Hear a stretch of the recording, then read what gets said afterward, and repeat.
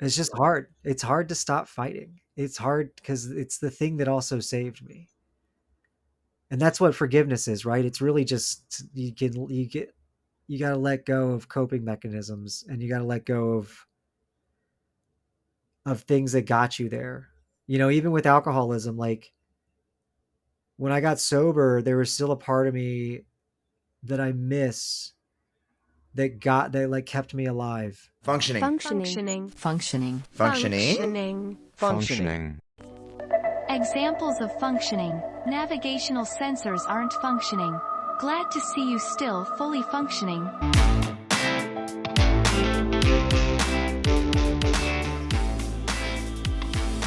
This past weekend, I got chrismated into the Orthodox Church, which was yesterday. So now I'm full on Orthodox. Congratulations. Thank you. It feels What do they say? Not what's the Orthodox version of Mazel Tov? Axios. Axios. Actually, it's weird. I knew that when you said that. I was like, yeah, I've read that before. It's weird. Yeah. So I've gone to church. I've been at church a lot this weekend. I think from Saturday to today there was a service. So I've been more than usual. A little bit more than usual. Also, Yeah. so I took communion for the first time yesterday, and then again today. You're supposed to fast before taking it. So this is the 2 days in a row where I haven't had coffee before 11 a.m. Well, you know what? This is going to blow your mind. I haven't had coffee in 5 days. No way. Why? Yeah. Anxiety. Well. Makes me super nervous now because of what happened. My anxiety is just like through the roof. And I got an iced coffee, and I wasn't even like 3 sips into it before I just wanted to cry. And so I was on the bus to work. Actually, that means it was about 7 days. So I was on the bus to work, and I just had to sit there and hold the coffee the whole time. And then I didn't even finish it. Man. Yeah, so I've just been laying off of it. I was trying to lay off of it for a while. Even in there's like earlier in season 1, there's a whole bit where I was like laying off coffee and drinking green tea, and that's what I'm back at. Except now that since it's summer, that's iced green tea, and I have it in a giant mason jar, and it kind of looks nice. like tea. Yeah. It's not pee. This is not pee that I'm drinking. I promise. All right. I'll believe whatever you tell me. Ooh. I promise. It has that uric, taste to it.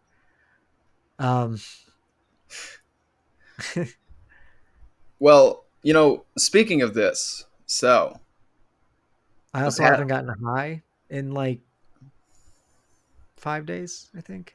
You haven't gotten high in 5 days? Yeah. Have you not smoked in 5 days or not gotten high? I haven't gotten high. Okay. You mean like edibles and stuff? Well, I guess what I mean is, have you used have you used it at all, or you've been stoned off of it?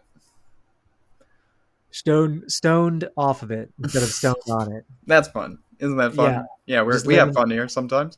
Always stoned. You either stone cold sober or you're just stoned. So yeah, I kicked that in the butt.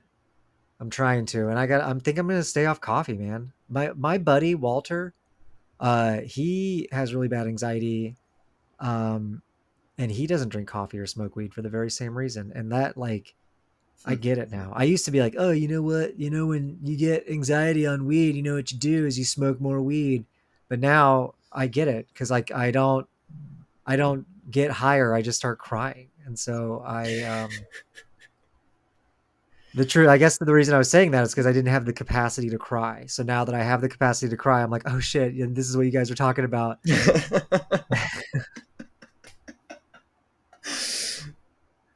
Well, that's kind of emotion. good, right? You're like, I don't know. It's you're Yeah, I'm releasing the shackles of my CPTSD and like allowing my heart to go forward to, you know, yeah. slouching. My heart's going to be slouching towards Bethlehem, There you if you will, go. and Yeah, and yeah. just and just into the widening gyre of this horrific life of ours. All right. I wonder. I know that our listeners know, but I don't know if you know that I'm quoting Yeats. But our Yates was listeners a know ceremonial magician. he was. Yeah, He kicked Aleister Crowley downstairs. yeah. He got into a big fight with Aleister Crowley. Yeah, they got into a magic wizard fight together. I And want to do that. I want to do that. I not really. What I want to do is be rich enough to do that. yeah, okay, that's what you You want. got to Yeah. be like you got to be Aleister like the Crowley had some money to be going around getting into wizard fights. yeah, like if you're just making up drama, you need to get a job. You know what I mean? Because there's plenty of drama out there, Yeah, real drama. you're right, You right, know, right. if you're just making that shit up and having magic fights with national poets. I mean, I love his poetry, but I don't know. I don't want to. I don't want to get zapped by him. So with your Axio, wait, Axios is a form of like congratulations, right? Yeah, it means I can't remember exactly what it means, but yeah, it's something like that. Oh, okay. Well, but with your Chismet, Chisme, Kismet, uh, Kismet, Kismet, Chrismation, Chrismation. Chrismation. Okay. Yeah, Yeah, I remember you brought up last week that there was something about forgiveness. right. So the leading up to chrismation and or baptism and chrismation in the Orthodox Church.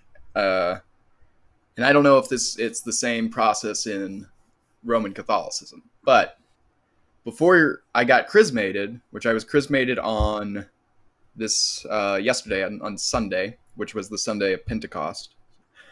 Um, on Saturday, we make our first confession, and that's the first step before chrismation. And actually, we're not. I didn't realize this was going to happen, so I prepared for weeks for my confession because I didn't want to leave anything out, and I also was very ashamed of a lot of things that I needed to bring up. Um, What does that look like? That sounds like some blue book stuff. no, no, no. Well, I think the more stereotypical image of this is very like it's more blue book, I guess. With like you going into like a I don't know what they're called Like you make a into list of your transgressions. you make a yeah you make but it the I talked to my priest about it and I said, do I make a list of things that I've done since my baptism, or do you want like a novel, or what do you want? And he just said just stuff that you're like just stuff that's been you've been working on, like, or stuff that's like more consistent. And so there were a couple things that I brought up that was like, this I'm really ashamed, or I feel really guilty about this specific thing that I took part in, and I really wish that I hadn't, and I really want to move on from it. But You the other talking about stuff, stand okay, what'd you say? up? I said, are you talking about stand up? Oh, no, no, no. My priest does bring that up occasionally, though. Like I just met, I ran into a priest the other day, and I was with my priest, and he said, he used to do stand up. I'm like, yeah, that's all right. Um, but apparently there's a stand up. There was another one of me who wanted to be a priest, who wants to be a priest in my diocese, and he also did stand up, and now he's in Boston at seminary right now. So I'm going to try to Wow. meet him at some point. Anyway, so yeah, list of transgressions, but also, and I think maybe this is more blue book, I'm not sure, but the stuff that I was more just general stuff of like, well, I have these kind of outbursts of anger, and I get I feel this way, like not to be not to just quote myself from the confession, but more just saying things like, yeah, I'm really angry about stuff, and I get jealous, and I get I get I don't know, slothful, whatever. Like I you're just more like these general things that we participate in, and and I was thinking about it. There's the more I think the more specific things were why I had this thought that I brought up to you last week, which was there are things that I look back on, and up until yesterday, I was really cleaving to, where you have this feeling of not being worthy to, which is what axios means. Uh, may be worthy, may you be worthy, axios. But not being worthy, or like, yeah, worthy of forgiving, not being worthy of forgiving yourself, not being worthy of others forgiving you. Um, and it doesn't matter like what you did.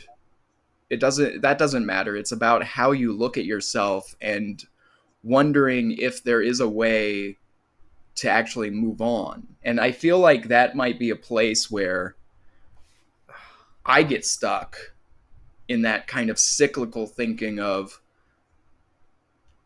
even if it's subconsciously thinking, I'm not worthy of forgiving for blank, blank, blank. Therefore, this is the best I can do. Um, and I, I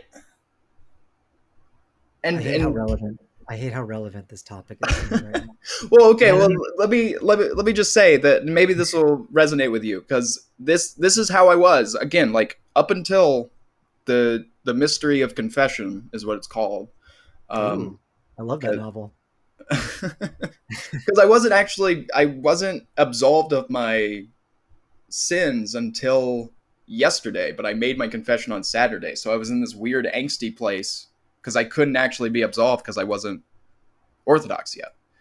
Um, but I was just like last week, I really got to a place where I was thinking, oh my gosh, is this why I really am kind of almost addicted to finding ways to torment myself and make like punish myself for things that I, or like looking for reasons why it would be in others' best interest to abandon me, or like I'm worthy of, or I'm deserving of being abandoned, rather. I Um, hate. I just say it's.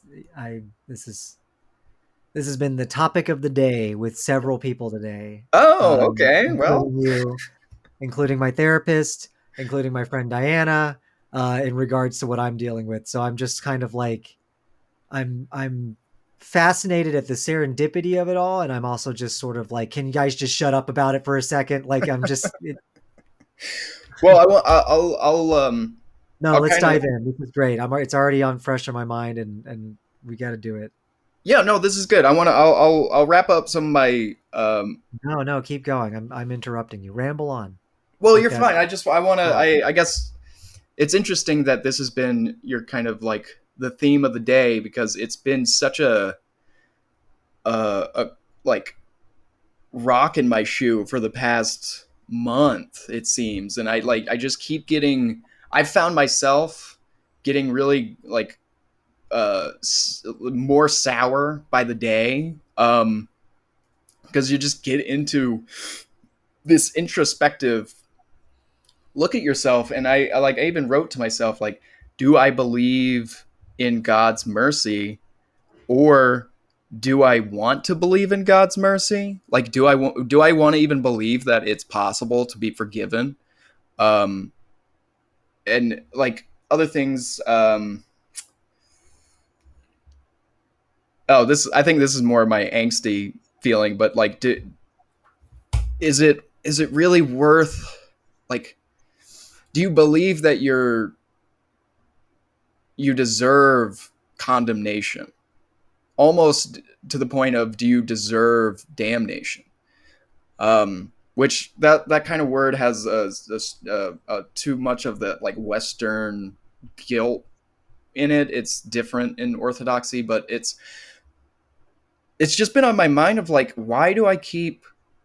I'm treating myself like this. Ergo, I'm I can do my best, but however well I treat myself, that's how I'm going to treat others, regardless of how I treat them now.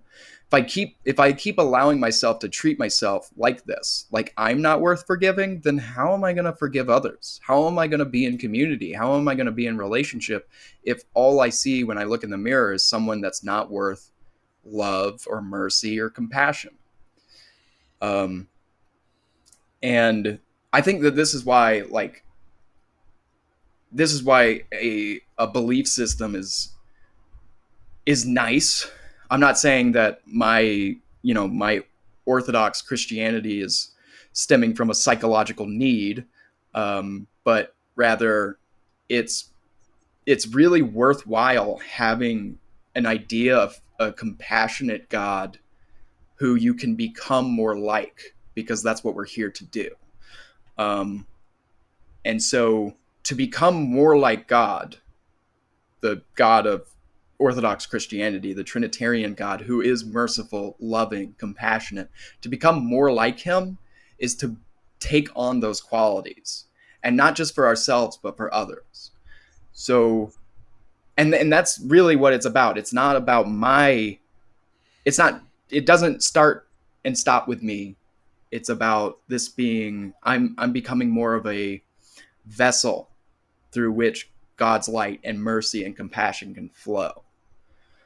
Um, and that's really, it's a tall order for me anyway, or maybe for a lot of us who just don't really believe that we're one. It's hard to wrap our heads around being forgiven, forgiving ourselves, being worth loving. Um, but not only that, but like, am I worthy of becoming like God? Like, I am so unworthy of being forgiven. How can I become more like this unfathomable essence of mercy? Um, and so that's kind of where it's that, like, I've been in such a like crazy dark place for the past 5, 6, 10 weeks. It just feels like forever. Um, but and I can't speak for anybody, but just I don't I feel like that mystery of confession, that absolution that I got yesterday, and partaking in the mysteries of the church, like Eucharist,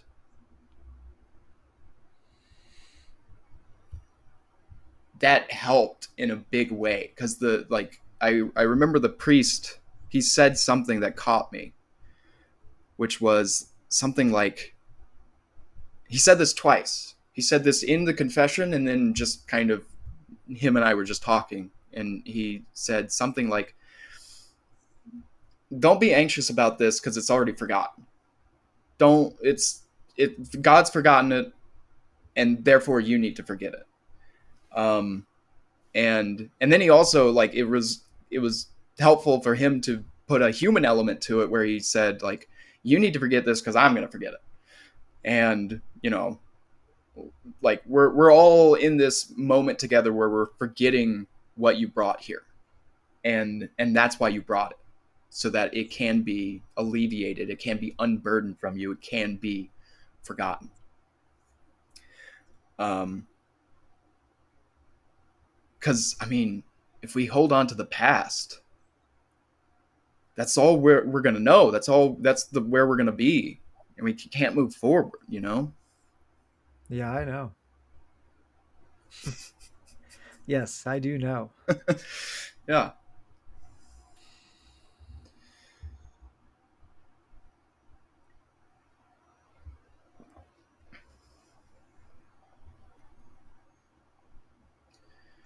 So how do you wrestle with that? Like, I guess what you're saying is that God almost is um, an inspirational figure to aspire toward, and so you have to be able to forgive yourself in order to go down that journey, right? It's I think that it involves that element is really, I think that is a good way to put it, because how could I how could I become more like this how could I become more like God when I cleave to things that I've been told he's forgotten about? How do I, like my sins, for instance, sin, in especially in orthodoxy, it's just what, like, it's missing the mark, and these are it's like a sickness, it's like a disease that's keeping us away from being who we truly are and being united with God. um and so how do you, yeah, the object of your love, object of your aspiration, because like, who you worship is who you become, what you worship is what you become. So how do you untangle yourself from who you were and who you've been told that you were? And how do you become, to use the language of the church, how do you become a new creation in Christ? I'm Um, starting to understand why so many people take psychedelics and get into orthodoxy, because it seems like what you're talking about is ego death. And it seems like what you're talking about, because with ego death, you become aware that we are all one creature. And you become filled with that love through that awareness, and you almost become, well, not, you don't become, but like you lose all sense of yourself within the community of everything, and nothing at the same time. And so that, at least that's how I've read it. I've never ego died. My ego it's really strong. It's hard to kill. yeah, yeah, yeah. Many have It's tried. crazy. uh but that's what it sounds like. It sounds like you're communing, right, with this thing larger than yourself, and so you're able to like let go. And when you do that, rather, it puts all the things that you're kind of freaking out about in perspective when there's something bigger. It's like when you're worried about your bills and then like a bigger problem comes up, or like, maybe a better analogy. Maybe I'll think of a better analogy later, but that's what it's. I can totally see like the pipeline from mushrooms to God that you were telling me about when we were in Albuquerque. Yeah, yeah, yeah, yeah. Because it, of course, it's a little different than that, but there is a huge pipeline from, like,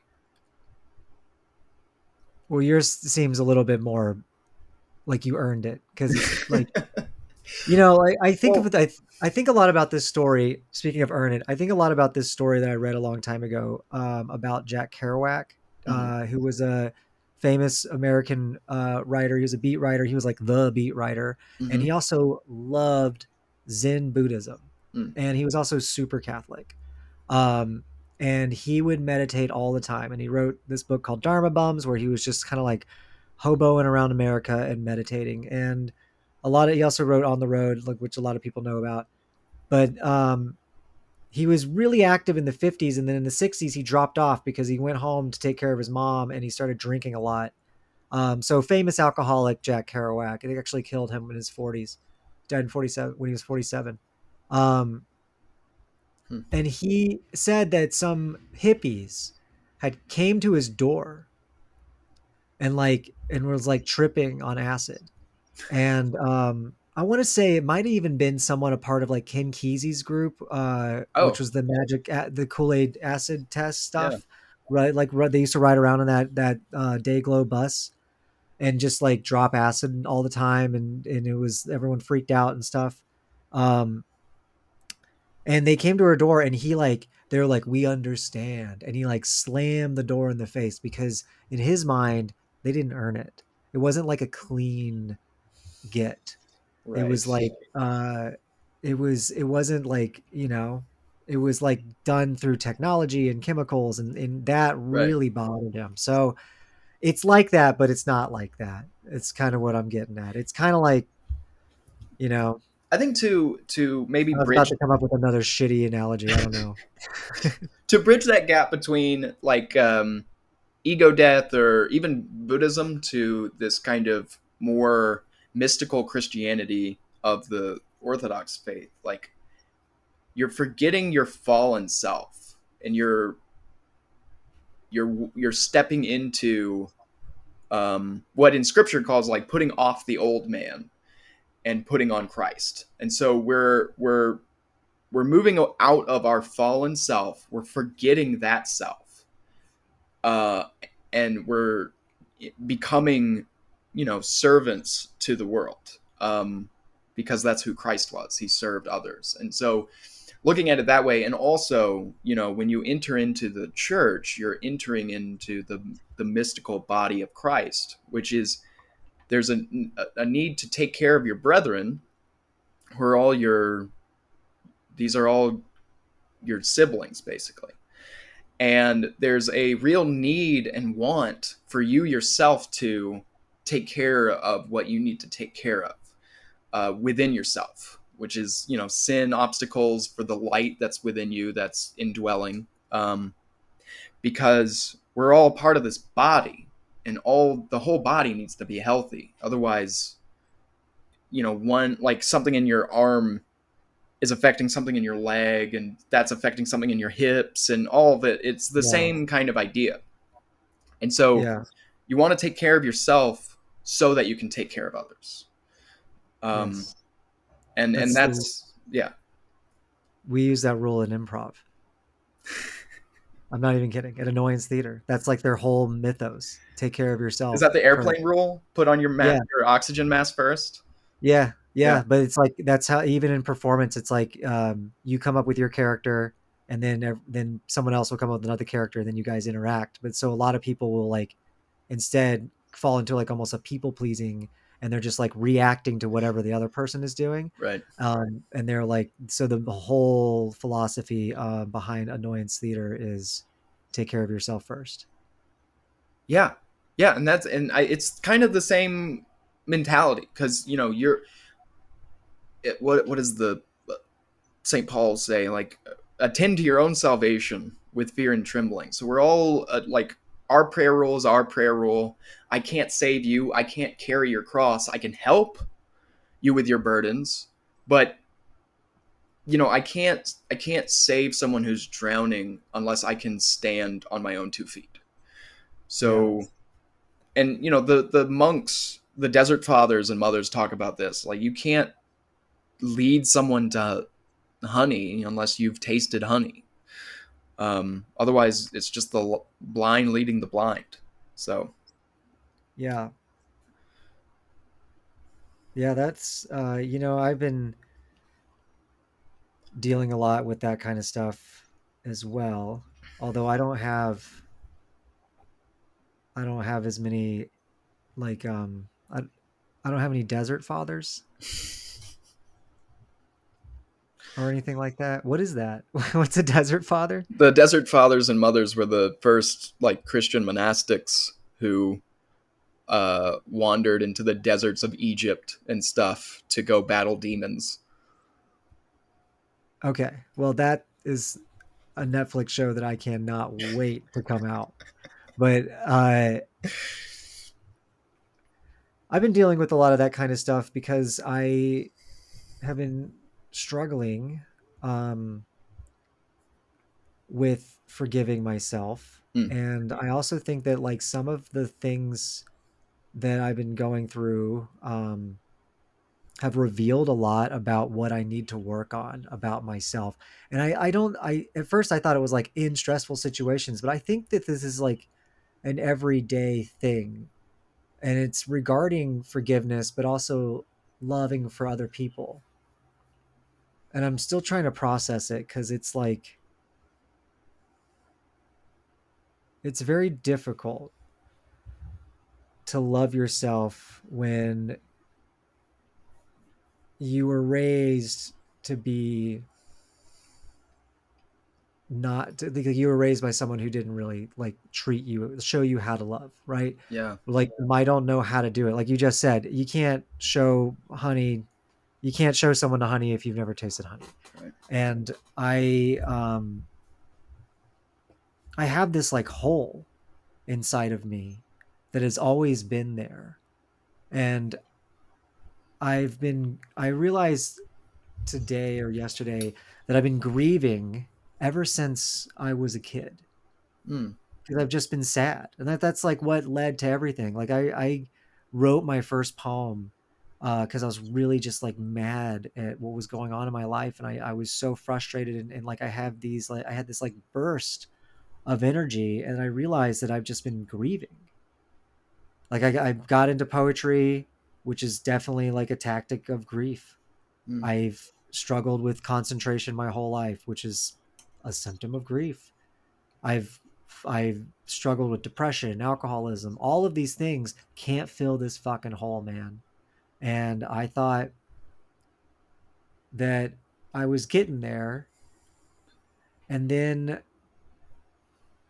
I realized that I am missing some parts um that are going to help me fill it. Like I'm trying to figure out how to frame this. I'm trying to figure it out without crying or something. It's just that like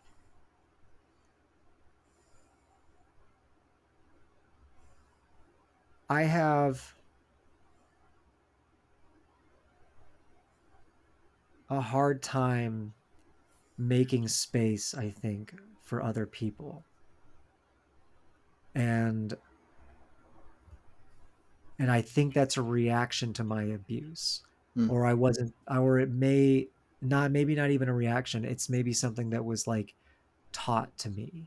And I am having a hard I struggle, right? I struggle with like like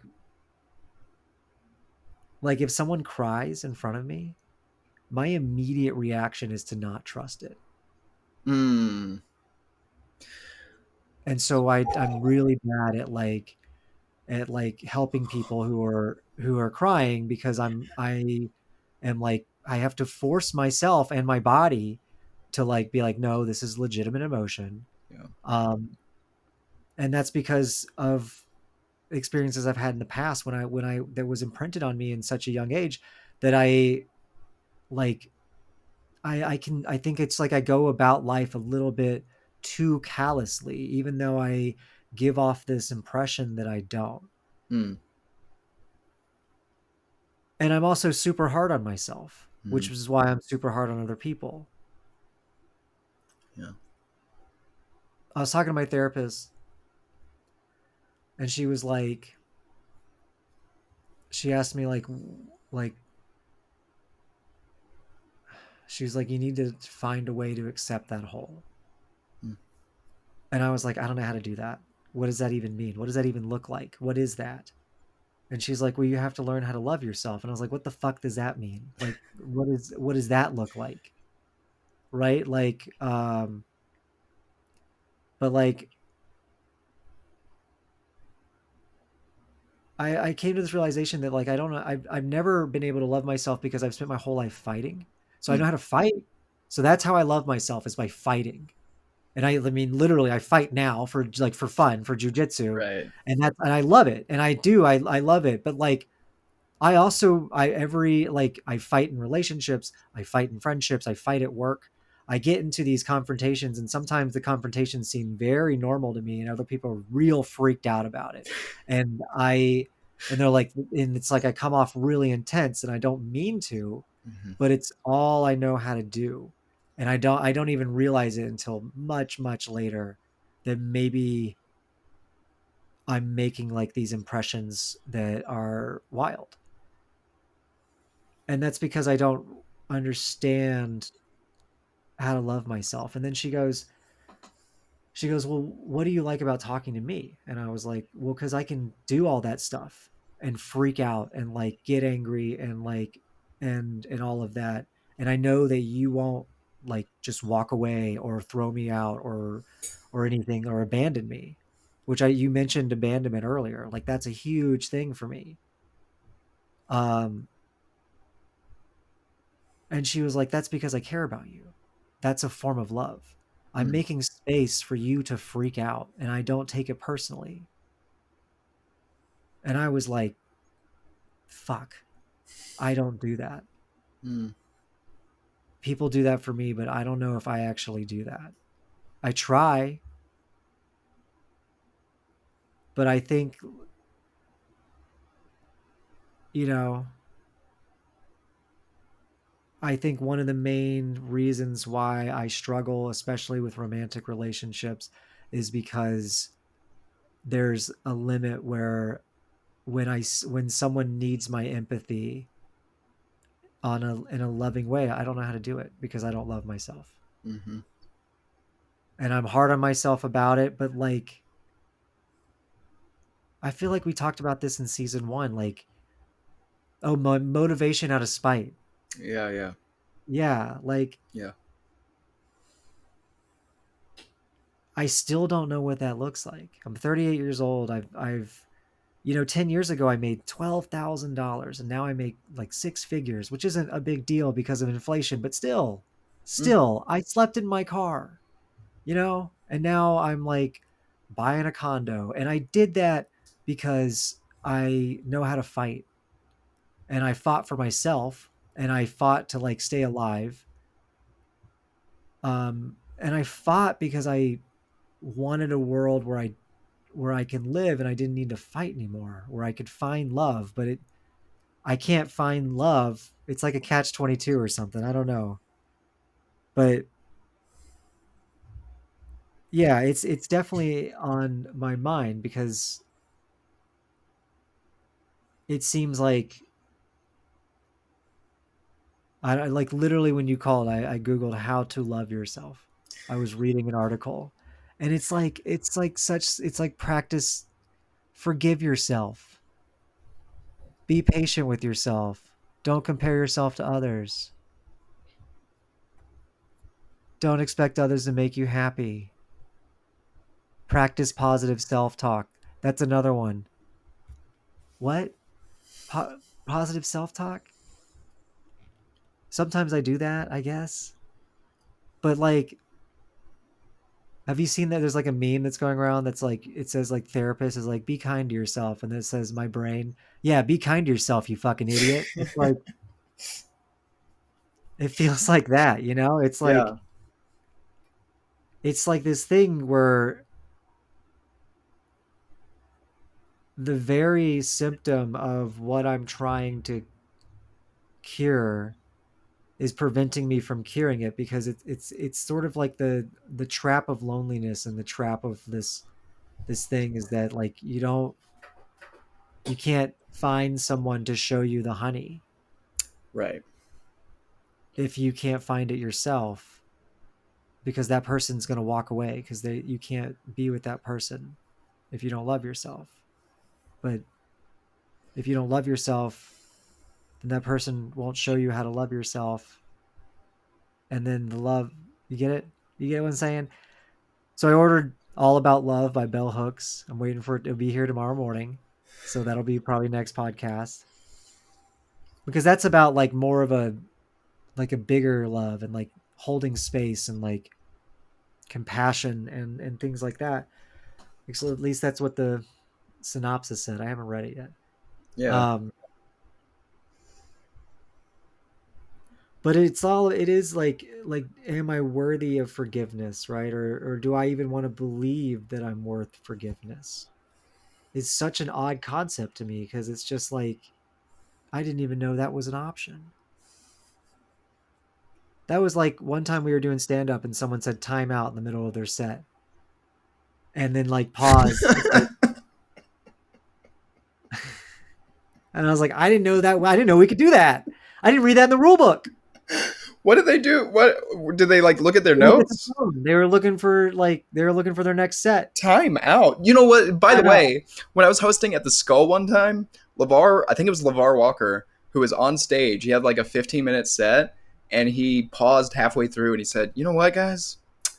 I gotta go piss." And he left the stage and he Didn't know walked. you could do that. And I was like, I Didn't was know you could hosting do the that. show and I was losing it in the in like the green room, just going, "What is he coming back?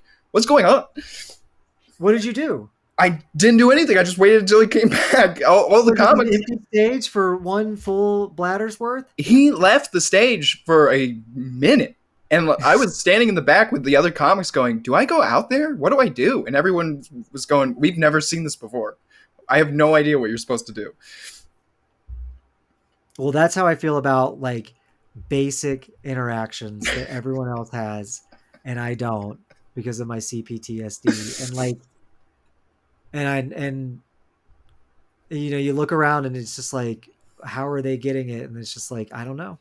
I don't know what the magic formula is. It seems like somehow I got to figure out how to find a way to trick someone into loving me hard enough until I love myself. No. No, Okay. no, no, no. I think that there is a necessary element needed to forget yourself. Not, and I mean, in a real, like, in a healthy self denial type way. Because, you know, when, I mean, like, the two greatest commandments that we have in Christian thought, theology, is to love the Lord your God with all your heart, your mind, your soul, and to love your neighbor as yourself. And that always got me when I was getting into this originally, where I thought like, well, is there like a third one? Is there like a third secret one where you're supposed to love yourself, or what? How do I love my neighbor as myself if I can't forgive myself, if I'm hard on myself, if I think I'm Yeah. worthy of abandoning myself? Like what is So hate my neighbor. So he's like, "What's up, you fucking asshole yeah, neighbor? it's like so what's the deal? But then so, this No one's ever gonna love you." And then you just drive off like but so there is a necessary uh self-denial in this approach where you in both those commandments we're like exiting our own world and we're embracing God, who is love. And by doing that first, then we become more like this loving creator. Therefore, we are able to, again, exit ourselves, deny ourselves, and reach out to our neighbor, love our neighbor, serve our neighbor, make space for our neighbor. That was one complaint that my girlfriend and I had about a particular church that we were going to for a little while. That it there was there was a more of a talk about holding space for people, but not actually holding space. And we kind of get, you think about it and you go, well, Jesus healed, but Jesus's ministry was a lot of just being with. If you're being with people in their despondency, in their, in their sin, like in sin, I mean, in this case, like being away from yourself, being away from God, being away from love, being away from compassion and mercy, and forgiveness. So how do we, this is hard for me. I've had a couple conversations with my priest about this, but how do I switch this in my head of why isn't anyone taking care of me? And why doesn't anyone love me? Why, me? And then how do I switch that to who can I reach out to? Who can I sit with? How do I make this conversation about them? And how do I, if I want to interject with something, how do I make it about me, but in a way that relates to them, makes them know that they're not alone, makes them either laugh or again, like just feel less lonely in their thinking and their suffering if they're going through suffering. But people want what you want. people want to be heard, people want to be seen. So how do we offer that instead of looking for that? Because the more we give of that, the more that will, I mean, maybe the less we even care that it happens. Maybe it doesn't matter if anybody sees me or hears me. Maybe it matters more that I hear and see somebody who wasn't heard or seen just a second ago.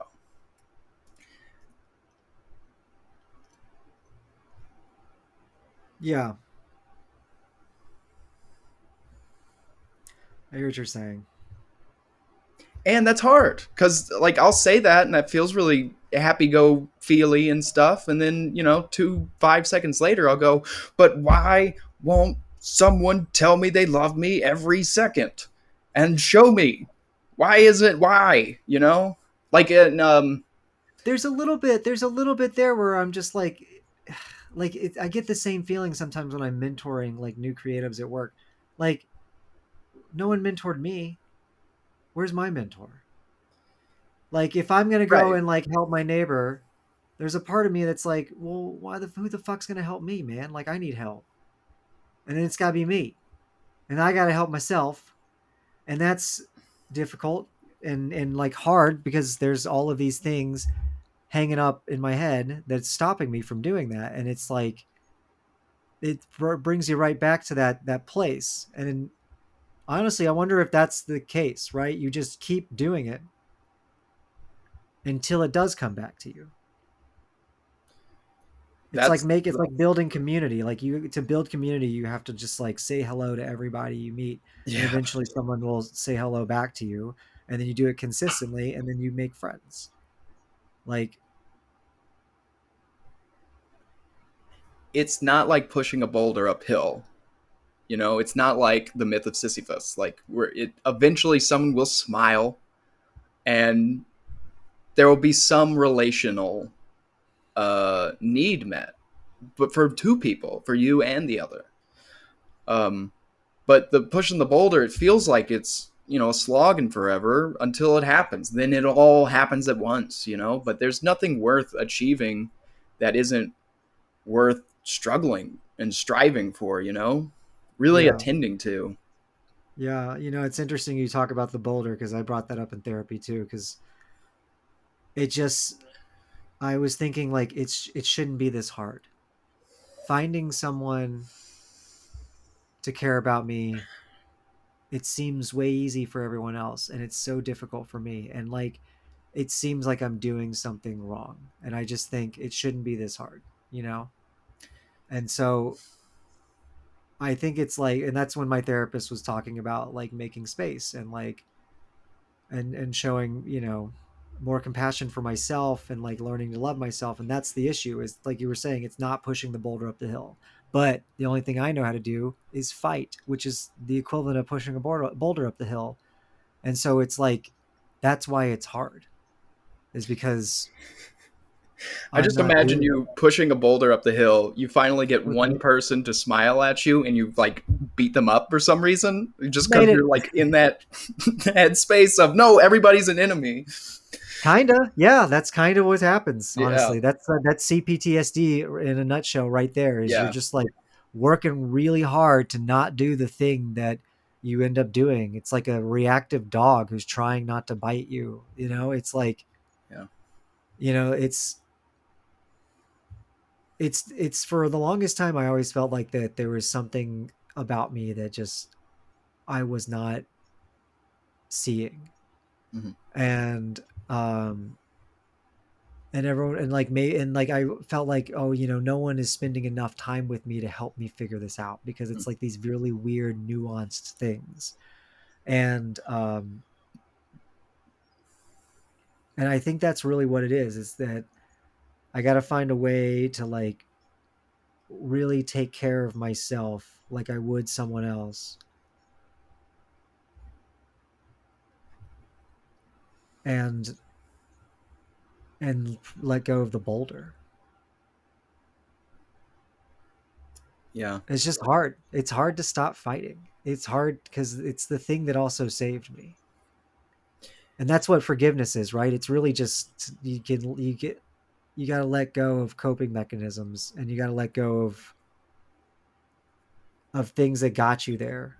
You know, even with alcoholism, like when I got sober, there was still a part of me that I miss that like kept me alive during those years, that got me home, you know, like that like got me, kept my job and kept my dog alive and shit like that. Like there was this side of me that really did, and that worked it. And then when I got sober, it was gone.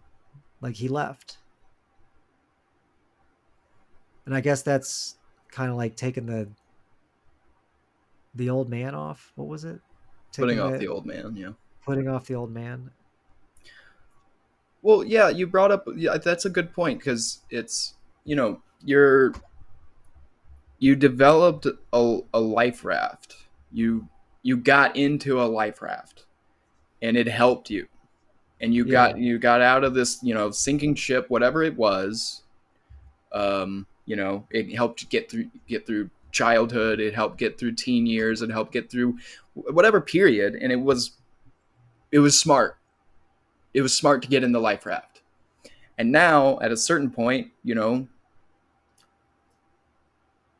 can row to shore. You can come to shore. You can set sail for a goal. You don't have to just use the life raft as an exit strategy to get out of a situation that you were in previously, that you are no longer in, and you have no risk of even sailing back to it because it's in the past. Um, so it's kind of just like, yeah, I mean, using the no mentor in the life raft, right? You're just using your wits and stars to get to shore, but it's what it is. Like I I I don't, for all the people out there that had mentors, I mean, good for you, but it's really hard to come across one now. And Mm-hmm. but you're in a great position where you fought to get to where you are, and now you have all this kind of like natural wisdom that you can pass on to people who may be looking for a mentor. You can provide that to people that didn't have that, or don't, or like you can provide to people what you didn't have. It's like any fathers out there that are going to be new fathers. You can be a father like your dad wasn't, you Yeah. know? Well, yeah, been working on that. I don't think that's going to happen, but yeah, Well, just, I just throwing I that hear out. what you're saying. Yeah. Yeah. I mean, and so I guess that's like,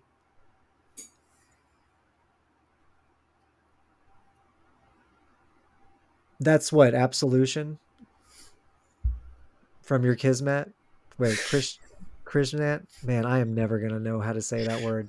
Krish Chrismation, absolution Krishnation. is, forgetting your sins so that you can become who you are in Christ, who you truly are, instead of regretting the past, living in the past, remembering these things that you don't want to do again, and you're sorry that you keep committing them. And you know because it's a really nice system too, because it's not like Roman Catholicism where you go into a booth, you say, "Forgive me, Father, I'm a bad man and I've done bad things," and they say, "All right, get out of here," and say some stuff and get out of here. Like the priest, like kind of talks with you. Like you can say something like, "Well," because you're confessing to Christ. You're not, the priest himself isn't absolving you. You're being absolved by God, but the priest is with you because he's your spiritual father, and you say something like really, I get mad all the time, and I have these outbursts of anger and my boundaries, and I just don't understand, like, blah blah blah. And sometimes the priest will say something like, "You know what, just on that, like, I just want to, because I experienced that, a lot of people experience that, and just taking stock of where that anger is coming from." And sometimes it's pride, and sometimes it's because it's in a bad situation. But let's look at the times where you're watering your tree you're like self-watering your tree with pride. And so the fruits of that tree become anger or wrath or jealousy, whatever. So how do we shift that to begin, maybe watering your tree with humility and that kind of forgetting yourself?